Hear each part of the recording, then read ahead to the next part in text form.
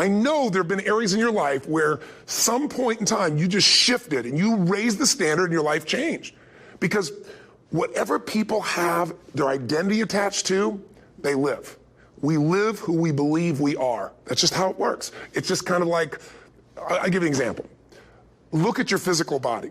Your physical body today is an absolute reflection of only one thing, not your goals, not your desires, but your standards.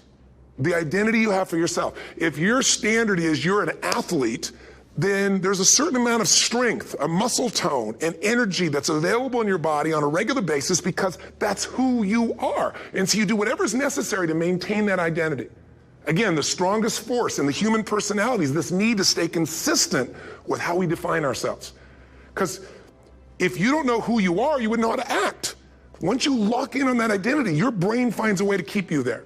If you say, man, I'm overweight, I've always been overweight, I'm big boned, and that's the story you've got, then you're going to always find a way to get back there. That's your settling point. That's your identity. That's where things lock in. If you see somebody who's in really great shape, you ask them, do you work out? You know the answer. Yes. How often? And they'll tell you 3 times, 4 times, 5 times a week, whatever. In a seminar, I'll ask people, who here works out at least 5 days a week? And I'm stand up. And you look around that room, and you know that they work out 5 times a week because you can see their body. You don't just get a result without some kind of action, without some form of ritual. Ritual meaning actions you do consistently. Now, do you think those people that are out there working out 5 days a week, do they have more time than you do? Or I have, or anybody else? Of course not. Is their life less busy? Of course not. It's just a must for them. They must work out that way, and they've made that turn and their life changed. So I'm not saying you have to work out 5 days a week. I'm just saying whatever you really want, wants don't get met consistently. Standards do. Whatever you identify, this is who I am. And so it's not so much about changing your identity as there's expanding it. Deciding that, instead of your goal is to lose 10 pounds, which is not compelling, what if your vision was to get back to my fighting weight? This year, this month, this next 90 days, I'm going to transform my body. I'm going to take on a new challenge. I'm going to find some technique or strategy, there's a million of them, that can reframe myself where I want to feel younger, stronger, more vibrant than ever before. Here's my reasons. Because I want the energy to really make my life work. Because it's tough out there, and I want to be stronger than I've ever been before. I want to go in front of the mirror, and if I'm naked, not, want to laugh. I want to look there and take a good look and go, yeah, I'm proud of whatever I see there. Whatever it takes, something's going to make you laugh, smile, something that's going to tease yourself, but something's going to move you to another level. If you identify yourself in a new way and you own that every day, and that becomes the standard of how you live, you'll find the way to make that standard real. Money's the same way. Think about it. It doesn't matter what's happening, quote unquote, in the marketplace. People that make money find a way to make money no matter what, don't they? I mean, most people's standard is to pay their bills. So that's what most people find a way to do, even when economic times get tough. Most people, if that's their absolute standard, they find a way. Some people's standard is pay their bills most of the time. And so most of the time they do. Some people's standard is not just to pay their bills, but to take care of their family and maybe even some of their friends. And they find a way. In fact, some people may be in a family where they don't have enough money. They barely have money to pay their bills. They work their guts out. And then somebody, their mother, their father, somebody else, their sister gets ill, and there's not enough money to take care of it. Nobody else has money in the family. They don't either, but they find a way to get that money to take care of their mother or father, don't they? And pay their bills. They never could do it before. Why? The situation made them raise their own standard. And not everybody does that. Somebody else in the family might have money and still not take care of their mother. It all comes down to the inner game, my friends. Changing your life is a change in the inner game. The outside world you can't control, but you have absolute control over this one if you learn the dynamics of what shapes you. And identity is one of those simple, clear, fundamental basics that if you start to shift it, everything else will shift in your life as well. Some people, by the way, have to have more than enough money to do what they want, when they want, where they want, with whomever they want, contribute the way they want. And if that's their must, they find a way. I know that sounds overly simplistic, but it's true.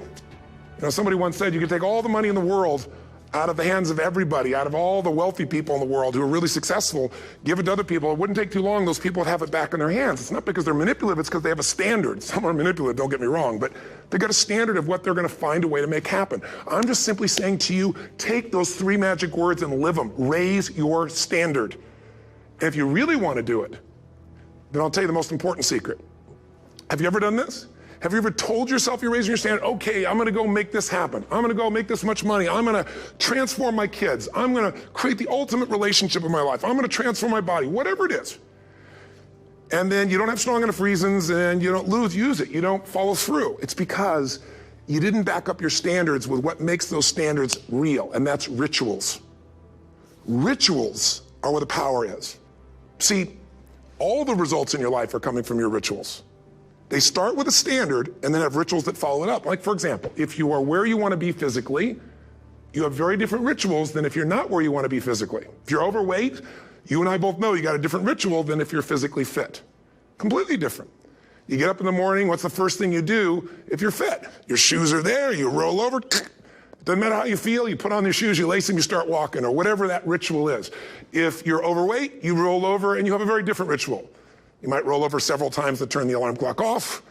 You go in and get your mocha, smocha, whatever, special coffee. You stop by at Starbucks, whatever the case may be. You have your nice sugar muffin.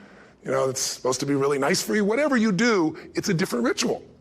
If you have a great, passionate relationship, you have very different rituals in how you come home than if you have a lousy relationship. When you come home and the first thing you do is you're tweeting somebody or you're emailing or flipping on the news or you don't even come home. What are the rituals? Whenever I study people that are successful, what I look for is what's the standard they hold themselves to? And then what are all those little rituals that add up? Because think about it. Success and failure are not giant events. They don't just show up. You don't just suddenly become successful or suddenly have this cataclysmic event that makes you fail. It may look that way, but failure comes from all the little things. It's failure to make the call. It's failure to check the books. It's failure to say, I'm sorry. It's failure to push yourself to do things physically that you don't want to do. And all those little failures day after day come together until one day some cataclysmic event happens and you blame that. That event happened because you missed all the little stuff. Do you agree with me? And success, by the way, is not some overnight event. It's all these little things. Success is having a vision. Success is making it compelling. Success is really seeing it and feeling it every day with strong enough reasons. Success is feeling the sense that I'm here to grow and I'm here to give something to the world more than just myself. Success is caring about other people. Success is calling and saying, I love you in the middle of the day for no damn reason. Or sending a note. That'll change your relationship. Have a ritual of something funny, playful, or a surprise you do. How many relationships are dead today because they have no surprise rituals anymore? You need to have some rituals, some cool things you do that nobody else does that gives you a better life than anybody else has. All the little stuff. That's where success comes from. In business, it comes from delivering more than anybody could imagine. All those little things add up. People go, wow, that's who I want to do business with. It's true in any area of your life. So if you look at somebody who's really successful and you think, wow, they're so amazing, they're such a genius, you got to dig underneath and you got to remember something. People are rewarded in public for what they've practiced for years in private. Myself and my business people say, how do you get up and speak and you have no notes and you go for 3 days and nights and the room is like everybody's wired and it's incredible. It's like a rock concert. How do you do that? How do you have that confidence? Well, it's not confidence, it's experience now. But I did so much behind the scenes and I still do to make things right. How many people would know that since the time I was 17 years old, before I walk out on stage, still do to this day, wouldn't need to do it, but I still do it, I never walk out there without being in an absolute peak state of mind. There are days my back is hurting, my throat is hurting, or I may have had a challenge, or my father passed away, and I've still got to deliver for these people because my standard is give my all every time. Every event has to be better. Talk to anybody who's been to our events for 5, 10 years, some of our trainers, and I'll say, I don't know how he does it. He always finds a way to make it better. That's not an ego thing. That's a standard in me. I have to find the way. And my ritual, though, is I prepare, I think, I gather new information, I figure out how to put something across better. What do people need? I spend time with our customers. I see what's going on. And before I get on stage each time, I have this little ritual to put myself in a state of mind. And I did it starting like 17 years old. I started doing it. I'd say, I now command my subconscious mind. And I say this out loud several times, this little phrase, set of phrases, as an incantation to kind of condition my mind and body. And I'd say, I now command my subconscious mind to direct me in helping as many people as possible today by giving me the strength and the emotion and the humor and the brevity, whatever it takes to show this person and help this person change their life now. And I started that with a person when I worked with people one-on-one, and I would do that for 45 minutes driving in my Volkswagen to go serve and coach somebody for the first time. Now I don't say that person, I say these people, and I can go out in a room of 10,000 people and deliver for 50 hours, and I do it every time I come back on stage. It's a ritual to go into peak state. Peak states don't just show up, they don't interrupt you. Great ideas don't interrupt you, you gotta pursue them. I talked to Michael Jordan, I'll never forget, at the peak of his career, and got to watch his final game. Saw him backstage and spent some time with him, and it was a pretty exciting time. He was the greatest basketball player I think that ever lived and has ever lived. And I asked him, I said, what sets you apart, Michael? What is it? And is it God-given talent, ability, skill? What is it? And he said, Tony, he said, I can shoot you straight. It's not, me trying to act humble. He goes, I have a lot of talent, a lot of God-given talent, a lot of skill. I've worked really hard. But he said, really, it's my standards. He said, every day I demand more from myself than anybody else could humanly expect. I'm not competing with somebody else. I'm competing with what I'm capable of. Magic formula. Because most of us lower our standards. Why? Because who you spend time with, my friends, is who you become.